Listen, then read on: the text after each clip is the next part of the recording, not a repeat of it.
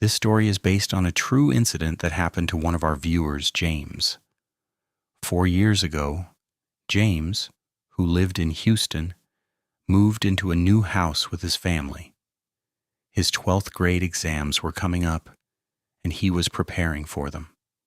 James had always been a brilliant student, but ever since he moved into that house, he had started losing focus on his studies.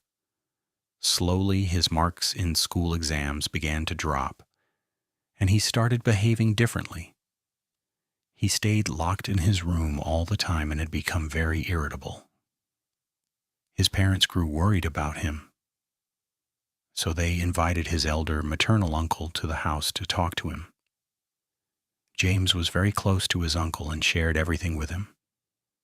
His uncle, who was also a priest, was visiting their new house for the first time. The moment he stepped inside, he felt a negative energy coming directly from James's room. He called James over and gently asked if someone was bothering him. Nervously, James admitted that he often felt as if other people were living in his room.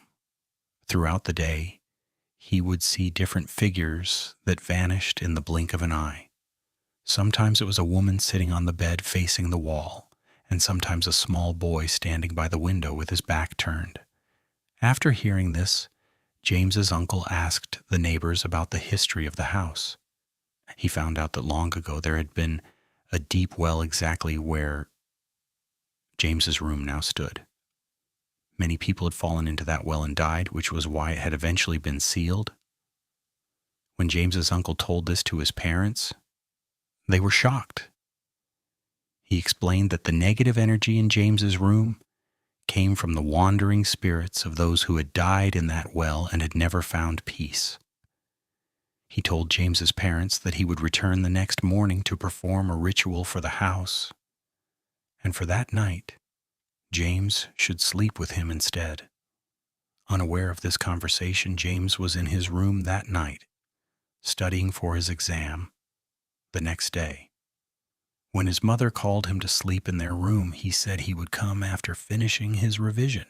While revising, James suddenly saw the same woman sitting on his bed again, and that same little boy standing near the window with his back turned. Terrified, James shouted, "Who's there?" What happened next was something he could never forget.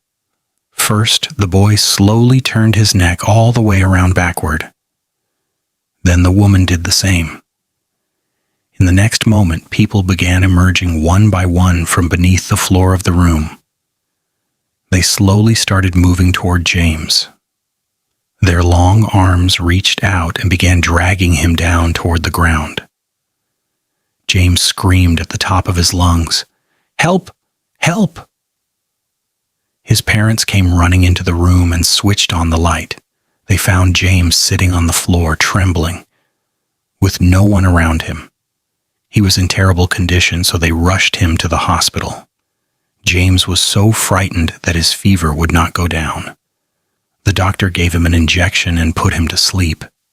His condition had become... During that time, his uncle performed a peace ritual in the house. When James recovered, his parents sent him to stay with his uncle for a few months. Only after they had moved into a different house did they call him back. James was unable to sit for his final board exams that year. Even today, he cannot study late at night.